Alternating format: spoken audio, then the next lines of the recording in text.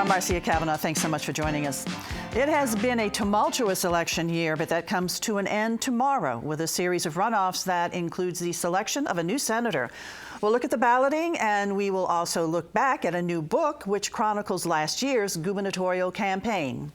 Crime, unfortunately, is never too far away. We'll sort out the legalities of the Joe McKnight murder and the latest on the French Quarter shooting investigation. On the ballot for us are tonight's Informed Sources. Errol, Laborde, producer of Informed Sources. Jeremy Alford, publisher, LaPolitics.com. Curt Sprang, anchor and reporter, WGNO-TV Channel 26.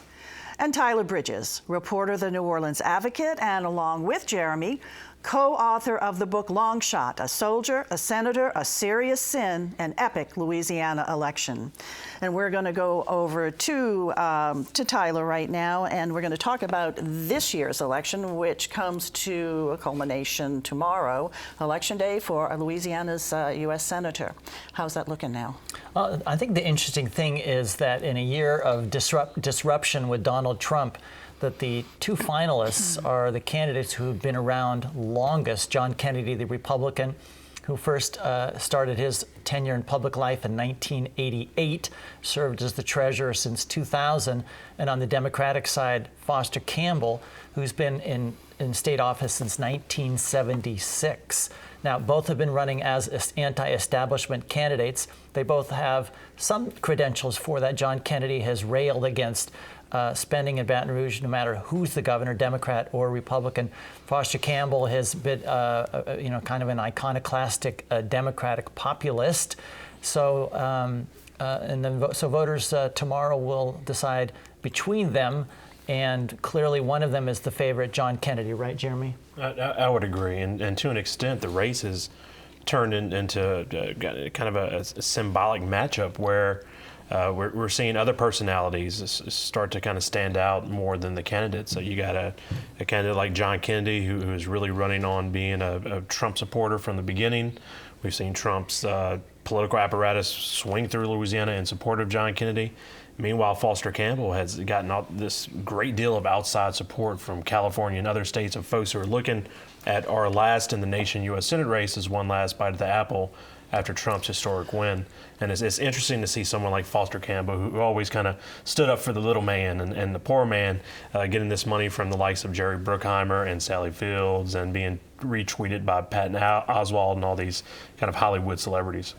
I think Campbell might have been hoping for the John Bell Edwards model from the election, Sure. The Democrat and the Republican, and the Democrat being able to win. But it's not the same thing. I mean, Kennedy didn't have the baggage that David Vitter had in this election, so really Campbell didn't have anything to build on. And I think what we find is in elections in Louisiana, there seems to be a distinction between how people decide to vote in a gubernatorial election where the issues are more local, where probably character probably matters more because people feel a more direct relationship with their governor, than a Senate election, which tends to become a federal, nationalized election. And the Republicans have been very, very effective in recent years, taking a page out of David Vitter's playbook to nationalize by running against Obama, Washington, Hillary Clinton, those sorts of things. And that's one of the reasons John Kennedy is a favorite in tomorrow's election.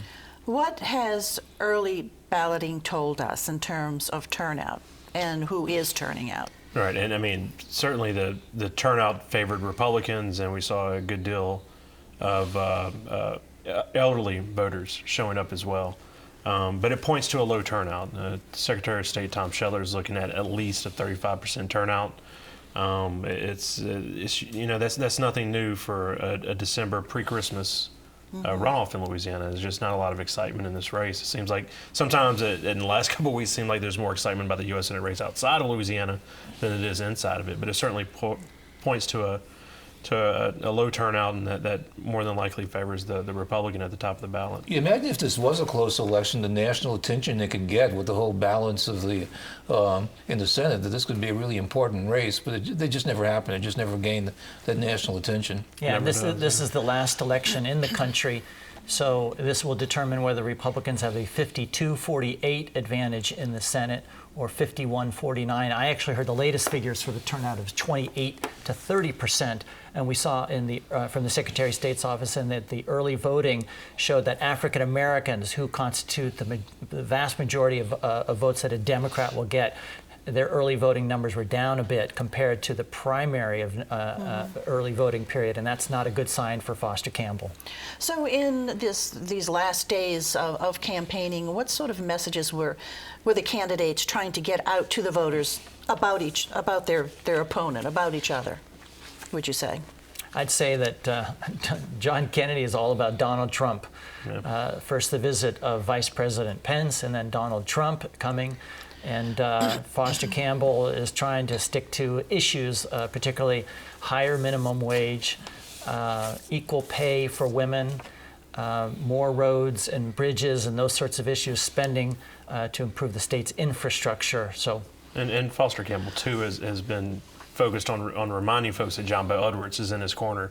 I think one of his latest commercials, maybe the latest, is John Bel Edwards looking directly at the camera for about 27 seconds, speaking directly to voters, talking about Foster Campbell, and he's kind of been there throughout the entire race, and despite the polling numbers that we're looking at, John Bel Edwards has stood by him and continued to contribute not only on the financial side with fundraising help, but also in the latest commercial. I think Kennedy in his commercial has really kind of hit the heart of the conservative voter. He makes it sure that they know that he believes in God, but also that he believes in guns. Okay, right. And he won. Just real quickly, there's 2 congressional election runoffs tomorrow.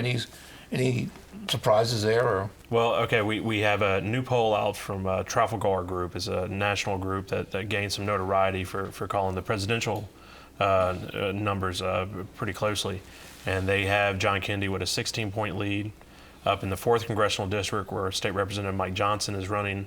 They have him with a 36-point lead. Over that one's gonna be a squeaker, right? with Marshall Jones, who the governor is backing. Representative Mike Johnson, it should be noted that in the middle of this week, his father passed away right towards the end of this runoff election. And in the 3rd congressional district, the buzz out of that Acadiana district is that Clay Higgins, the Cajun John Wayne, has Scott Angel in a fight for his political life. And the Trafalgar poll that came out today shows Higgins with just a 3-point lead, just slightly outside the margin of error, showing that race is really tightened up. So it's going to be all about turnout. Scott Angel is leading with about 25% of the African American vote. Which is interesting that you have this candidate who for governor tried to run to the right of the field, and now in the political fight of his life, just a year later, he's now having to run a little to the left to try to attract African American support. And isn't David Vitter doing everything he can to make sure that Scott Angel does not win this election? Well, sort of payback from the governor's race?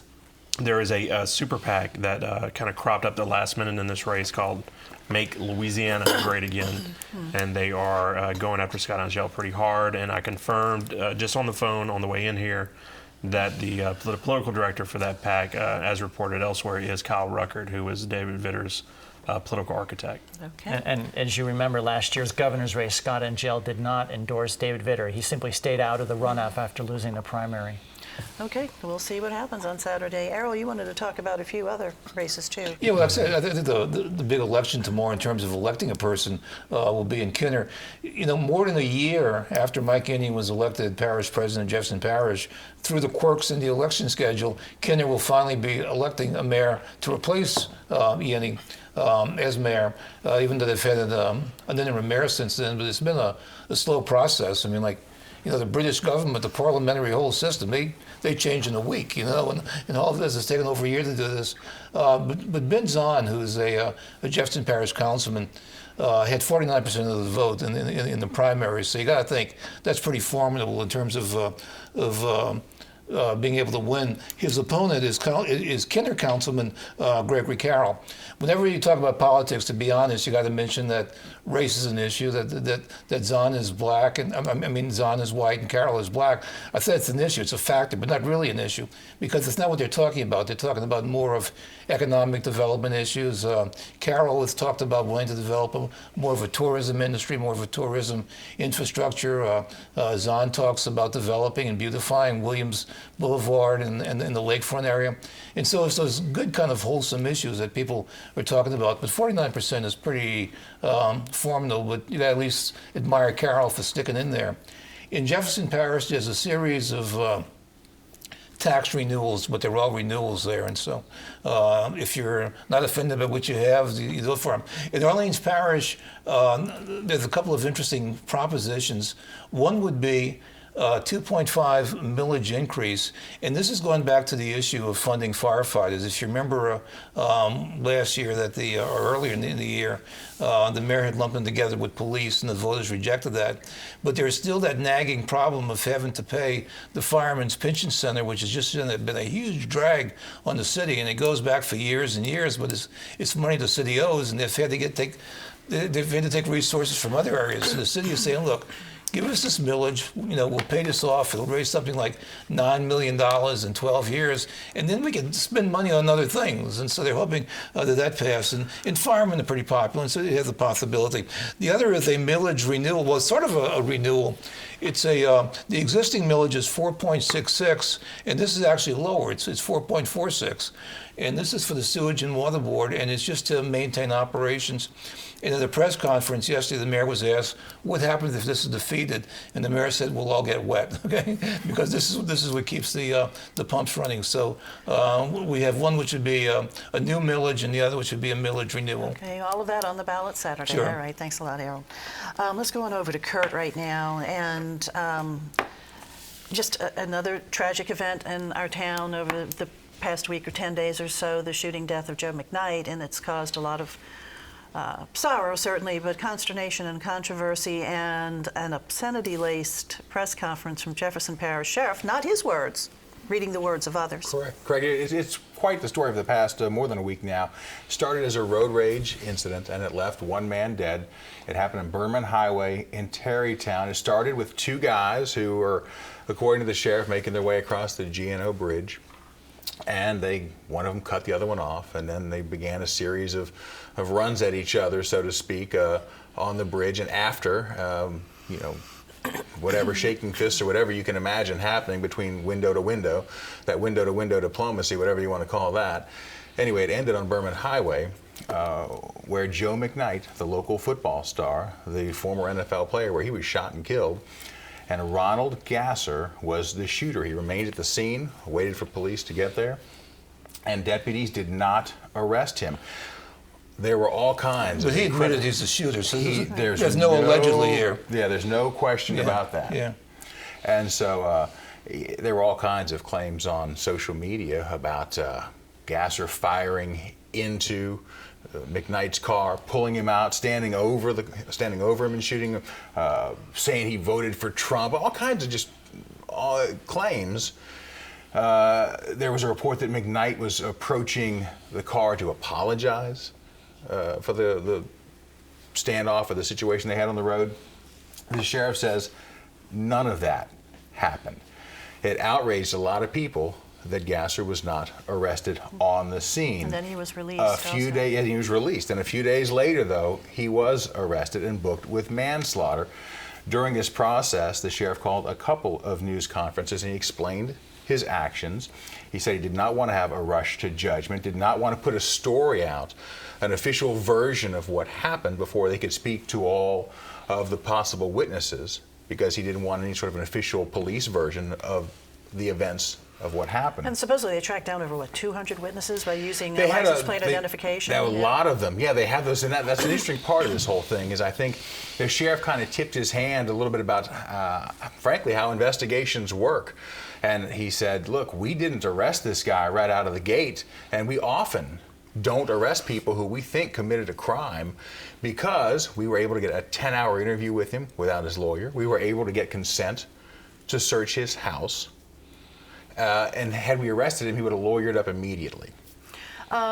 This also brings to focus the stand your ground law. There's been a lot of talk about revisiting that. Yeah, I think we're going to all get a bit of an education between this and, frankly, with the Will Smith trial as well. We're going to get an education on the stand your ground law in this state and what we all know or what we all understand it to be.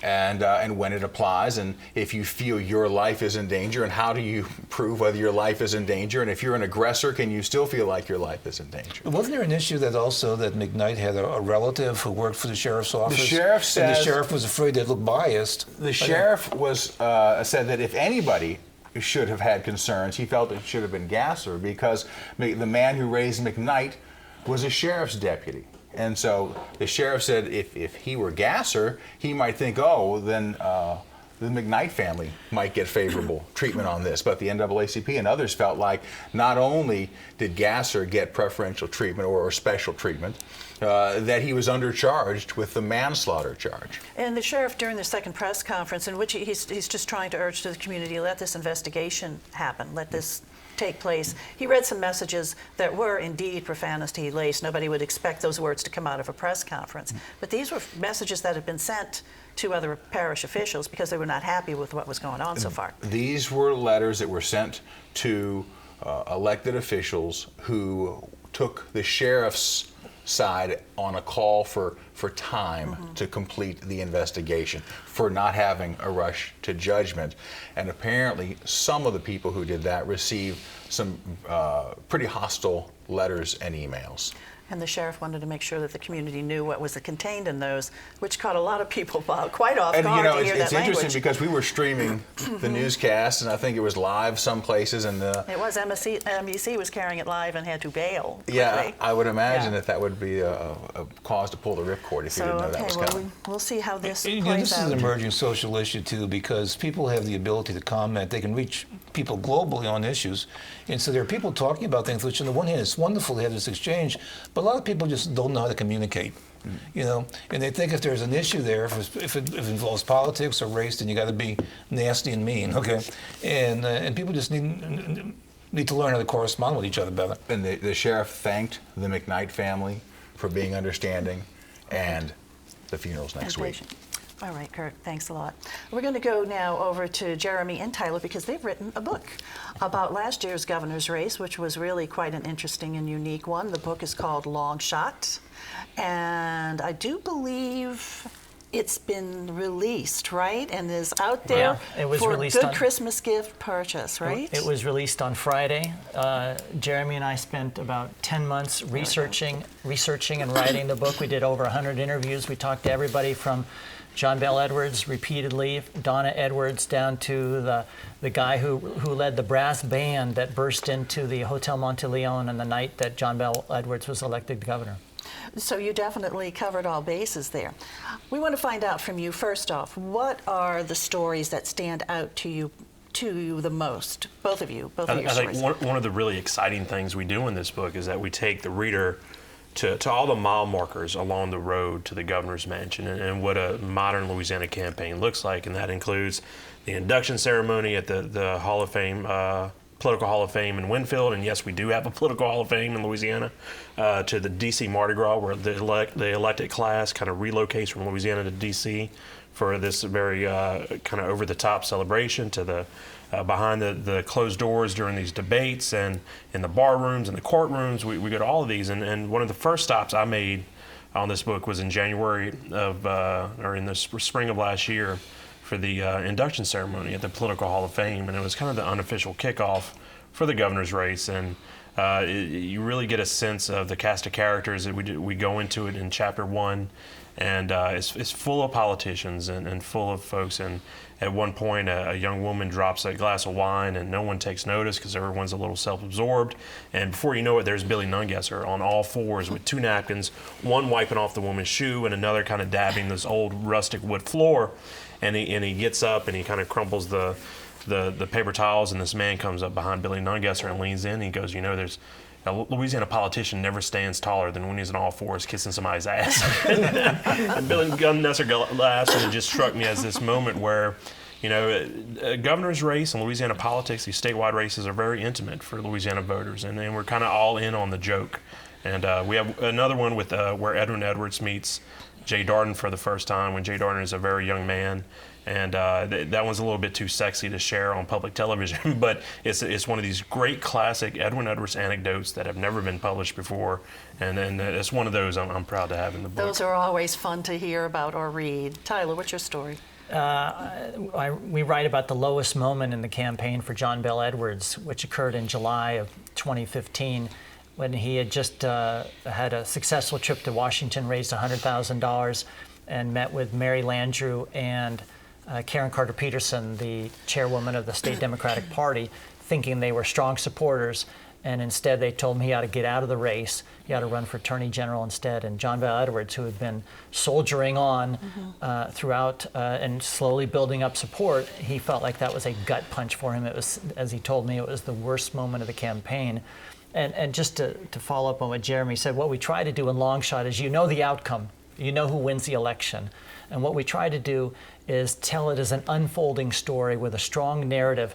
We put the reader in the room to make you feel like you are there and won't know ultimately what is going to happen, but of course you do. But hopefully we tell the story in such an entertaining way with such great detail, you'll want to turn the page to find out what happens next. Had there been another Democrat in the race, or more than two, it was probably wouldn't have made the runoff. What happened in that phase of the campaign? Was he just lucky to be the only Democrat, or was there a lot of strategy going on in the early parts of the when the candidates were considering running? There's a lot of politics at play to get another Democrat in that race, and we spent some time on that in the book, all the way from Tony Clayton, who's a former prosecutor in West Baton Rouge, to then State Senator Rick Gallo. Don Cravens, the senior. There are a lot of folks trying to push them into this race to have that other Democrat to serve as a spoiler. But John Bel Edwards, I think, he had his infrastructure set up early. He got out ahead of that, and I think maybe a small amount of luck as well. Well, and remember, the biggest named Democrat who was potentially going to get in the race was the mayor of New Orleans, Mitch Landrieu. And I think what happened is his sister had just lost the Senate race, and it did not look winnable for a Democrat, especially against David Vitter, who was seen as the 800-pound gorilla in Louisiana politics. So Mitch Landrieu did not get in the race, and John Bel Edwards just had this confidence in himself that he could ultimately win this. So he just moved forward, and he had certain things break his way. But I think we can say he ran a pretty good campaign too. Okay. And Landrieu might not have been wrong, because it may not be winnable for a Democrat from New Orleans. A Democrat from a meat is something different, okay?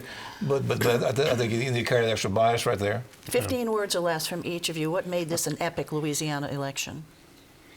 I would say prostitutes, spies, upset victory. I think it was a uniquely American story of a true underdog facing off against a man who, in some respects, had already survived the depths of controversy. All right, Louisiana politics, always an interesting read, and a book written by two great writers. So this should be a fun one to curl up with, particularly on these cold, wintry days. LouisianaLongshot.com. It's the only place to get it signed and get a first edition, guaranteed. All right, guys, thanks a lot. And let's go back over to Curt right now.